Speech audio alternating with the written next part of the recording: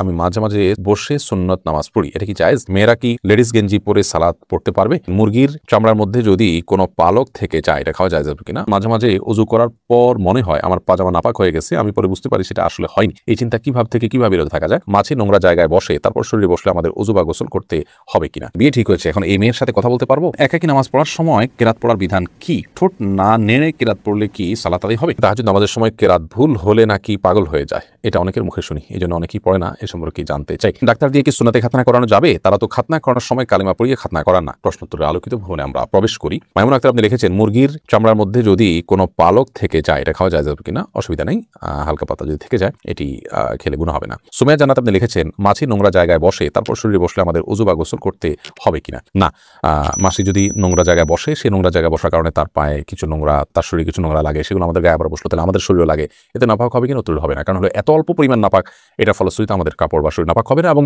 এতটুকু নাপাক থেকে আসলে বেঁচে থাকা আমাদের জন্য কষ্টসাধ্য, যার কারণে এইটুকু নাপাকের কারণে আমাদের শরীর বা কাপড় নাপাক হয়ে যাবে না। সাদা শাহরিয়ার লিখেছেন, মাঝে মাঝে ওযু করার পর মনে হয় আমার পাজামা নাপাক হয়ে গেছে, আমি পরে বুঝতে পারি সেটা আসলে হয়নি। এই চিন্তা কিভাবে বিরত থাকা যায়? প্রায় যদি এরকম হয় তাহলে এরপর থেকে এটাকে আপনি অ্যাভয়েড করবেন, একদম ড্যাম কেয়ার করে আপনি সালাত আদায় করবেন। এতে আস্তে আস্তে ইনশাআল্লাহ আপনার শয়তান এই সুযোগ আর পাবে না। শয়তান আমাদের মধ্যে অস্থিরতা তৈরি করে এবং এই জাতীয় সমস্যাগুলো শয়তান সৃষ্টি করে, যাতে করে আমরা ইবাদতে মনোযোগ হারিয়ে ফেলি এবং আমাদের অন্যদিকে মনোযোগ যায়। রিফাত আহমদ সাইম আপনি লিখেছেন, মেয়েরা কি লেডিস গেঞ্জি পরে সালাত পড়তে পারবে? মেয়েরা লেডিস গেঞ্জি পরে সালাত আদায় করতে পারবে, কিন্তু তার উপরে তাকে অবশ্যই অন্য কিছু পরে তার পুরো শরীর ঢাকতে হবে, কারণ এই গেঞ্জিগুলো সাধারণত পর্দার মানে সালাতের জন্য যতটুকু ঢেকে রাখা দরকার সেটার পুরোটা ফিল আপ করতে পারে না।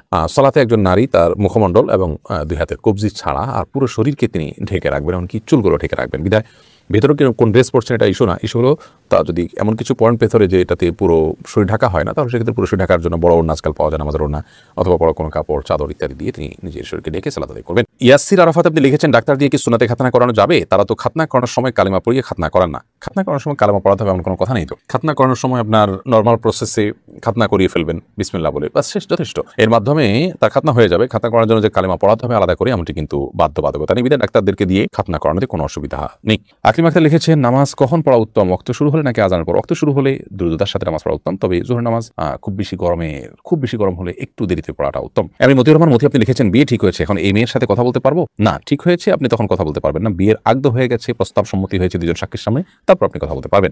ঠিক হয়েছে এর মানে হলো জাস্ট মুখোমুখি ঠিক হয়েছে, আগদ এখনো হয়নি। এরকম অবস্থাতে একান্ত প্রয়োজনে কোনো বিষয়ে একজন আরেকজনকে কোনো গুরুত্বপূর্ণ বিষয় জানতে চাইছেন, কিংবা হয়তো কারোর জন্য কেউ কিছু কেনাকাটা করবেন, মাপ জানতে চাচ্ছেন, এগুলো যদি হয় তাহলে টেক্সট মেসেজের মাধ্যমে ফেতনামুক্তভাবে করতে পারেন। কিন্তু এখনো যেহেতু আগ্রহ হয়নি, অতএব আপনার স্বামী স্ত্রী নন, বিধায় স্বামী স্ত্রী সুলভ আলাপ সালাপ, খোশ গল্প, প্রয়োজন ছাড়া আলাপচারিতা, কথাবার্তা, সেগুলো কিন্তু বলা জায়েজ হবে না। এরপরে এমডি আলামিন লিখেছেন, জুমার খুতবা ছুটে গেলে শুধু জুমার নামাজ পড়লে কি জুমা আদায় হবে? জুমার খুতবা যদি ছুটে যায় তাহলে সেক্ষেত্রে শুধু জুমার নামাজ যদি পড়েন তাতেও আপনার জুমা আদায় হয়ে যাবে, অর্থাৎ ওয়াক্তের জুমা আদায় করেছেন সপ্তাহে, সেটি বলা যাবে। কিন্তু এমনটি নিয়মিত হওয়ার সন্দেহভাবে গঠিত কাজ, কারণ জুমার খুতবা শোনাটাও কিন্তু ওয়াজিব, বিধায় সে ওয়াজিবটা ছুটে যাচ্ছে, আপনার ত্রুটিপূর্ণ হচ্ছে। এমনি রফিকুল ইসলাম আপনি লিখেছেন, একাকী নামাজ পড়ার সময় কেরাত পড়ার বিধান কি? ঠোঁট না নেড়ে কেরাত পড়লে কি সালাত আদায় হবে?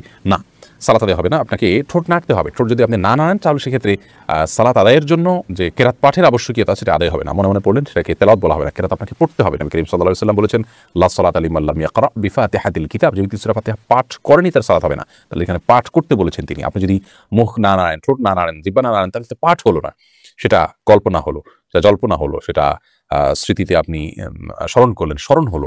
তো স্মরণ করতে বলা হয়নি, বলা হয়েছে পাঠ করতে। অতএব আপনি ছোট না নামলে নামাজ হবে না। এম সালমা লিখেছেন, পিরিয়ড চলাকালীন সময় ঘর থেকে বের হওয়ার সময় আয়াতুল কুরসি পাঠ করা যাবে কিনা?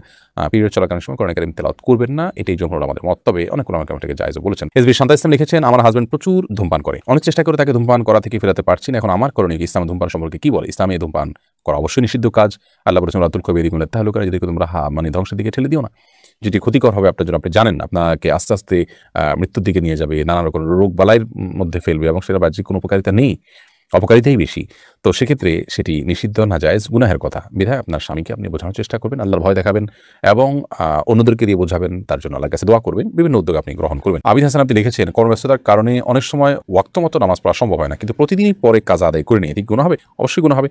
নিয়মিত আপনি যদি এটা করেন তাহলে সেটা এক ধরনের অপরাধ, আপনি সালাতকে সমতা আদায় করছেন। আল্লাহ বলেছেন, ইন্নাস সালাতা কানাত আলাল মুমিনিনা কিতাবাম মাওকুতা, নিশ্চয়ই সালাত ঈমানদারদের জন্য নির্দিষ্ট সময়ে পড়াটা এটা আল্লাহ তাআলার পক্ষ থেকে অবধারিত, ফরজ করা হয়েছে। বিধায় সেই ফরজটাকে অবলীলা প্রতিদিন আপনি লঙ্ঘন করে যাবেন তথাকথিত ব্যস্ততায়, এই ব্যস্ততা আপনার জন্য জায়েজ নয়। আপনার ঈমান ধ্বংস হয়ে, তাকওয়া ধ্বংস হয়ে, আখিরাত এবং জান্নাত ধ্বংস হয়ে যদি দুনিয়ার অনেক কিছু অর্জন হয়, সেই অর্জনটা আপনার কাছে তুচ্ছ, সেটা আপনি গ্রহণ করার কথা নয়। আপনাকে যদি নিঃশ্বাস আটকে রেখে কাজ করতে বলা হয় এবং তার বিনিময়ে আপনাকে অনেক টাকা অফার করে, আপনি নেবেন না, কারণ জানে না থাকলে, জীবনে না থাকলে, বেঁচেই না থাকা গেলে এই টাকা দিয়ে আমি কী করবো। ঠিক একইভাবে নামাজ যদি পড়তে না পারি, আমার আখিরাত পুরোপুরি ধ্বংস হয়ে যায়, তাহলে সেক্ষেত্রে এই ব্যস্ততার কী মানে থাকতে পারে। আপনি আপনার পেশা, আপনার অবস্থান পরিবর্তন করে হলেও ওয়াক্ত মতো সালাত আদায় করতে হবে। মাঝে মধ্যে এরকম কি হতে পারে, সে ভিন্ন কথা। মনি তানি আপনি লিখেছেন, অনেকের ধারণা মেয়েরা বাবার ভাইয়ের সম্পত্তি আনলে ভালো হয় না, ইসলাম আইন কি বলে? না, এটা মন গড়া কথা। বাবার ভাইয়ের সম্পত্তি বুঝে নেবেন, এই নেওয়াটাই বরং ভালো। আপনার ভাইরা যাতে গুনাহে লিপ্ত না হয়, বন্ধুর হক মেরে, সেজন্য আপনি নিজেটা বুঝে নেবেন, প্রয়োজনে প্রেশার ক্রিয়েট করে হলেও আপনার হক আপনি বুঝে নেবেন। আর যদি তারা দুর্বল থাকে, অভাবী থাকে, তাদেরকে ছাড় দিয়ে আসছে, সেটা ভিন্ন বিষয়। বাবার ভাই মেয়েরা নিলে তাদের অকল্যাণ হয়, এটি মূর্খতা সুলভ কথা, কুসংস্কার, এটি কোনো ভিত্তি নেই। আয়েশা সিদ্দিক আপনি লিখেছেন, তাহাজ্জুদ নামাজের সময় কেরাত ভুল হলে নাকি পাগল হয়ে যায়, এটা অনেকের মুখে শুনি, এই জন্য অনেকেই পড়ে না, এ সম্পর্কে জানতে চাই। না, এটা একেবারেই কুসংস্কারজন্য কথা, একদমই ভিত্তিহীন কথা, কোনো ভিত্তি নেই কথা। কেরাতে ভুল হলে কোনো অসুবিধা নেই, কোনো গুনাহ হবে না, পাগল হয়তো প্রশ্নই ওঠে না। অন্য নামাজ এরকম ভুল হতে পারে, তাহাজ্জুদ নামাজও ভুল হতে পারে। বিরাট ভুল হলে সেটাকে সংশোধন করবো, কারেকশন করবো, এর কারণে গুনাহ হবে না, অন্য কোনো ক্ষতি হতো দূরের কথা। কাজী নাজমুস সাকিব আপনি লিখেছেন, রুকু এবং বৈঠকে দৃষ্টি কোথায় থাকবে? আমরা দৃষ্টি কোথায় রাখবো? একটা মত হলো যে সর্বাবস্থা আমরা সিজদার যে জায়গা, সেখানে আমরা দৃষ্টি রাখবো, আর বৈঠকে আমরা আমাদের কোলের দিকে দৃষ্টি রাখবো, এটি একটি মত। রুকুতে অনেকে বলেছেন যে দুই পায়ের যে মধ্যবর্তী জায়গা, এখানে আমাদের নজর থাকবে। তো খোলাসা কথা হলো, বেশিরভাগ ক্ষেত্রেই সালাতে আমাদের নজর থাকবে হলো সেজদার দিকে, এবং সর্বাবস্থায় সেজদা যে এরিয়া, এর মধ্যে এটুকুর মধ্যে আমাদের নজরকে আমরা সীমাবদ্ধ রাখবো। বাকি যখন আমরা বসবো, তখন সচরাচর সেজদার দিকে তাকাতে হলে তো আমাদের চোখ উঠাতে হয়, আরেক দিকে তাকাতে হয়, আমরা কোলের দিকে স্বাভাবিকভাবে নজর করবো। অর্থাৎ চোখকে অবনত করলে যে জায়গায় নজর আসে, সেই সীমানার ভিতরে আমরা নজর রাখার চেষ্টা করবো। শিউলি যেমন আপনি লিখেছেন, আমার নাম শিউলি, আমি মাঝে মাঝে বসে সুন্নত নামাজ পড়ি, এটা কি জায়েজ? আপনি যদি সুন্নত নামাজগুলো বসে বসে আদায় করেন, কোনো অসুবিধা নেই, কারণ সুন্নত নামাজ এটি এক্সট্রা এবং অতিরিক্ত। তো অতিরিক্ত নামাজগুলো কেউ বসে পড়লে সালাত আদায় হয়ে যাবে। যদি তিনি শরীরটা একটু খারাপ লাগছে, সেই জন্য বসে পড়েন, তাহলে সেক্ষেত্রে সালাত আর হয়ে যাবে, তবে দাঁড়িয়ে পড়া উত্তম। আর ফরজ সালাতে আপনাকে অবশ্যই দাঁড়িয়ে পড়তে হবে সামর্থ্য থাকলে।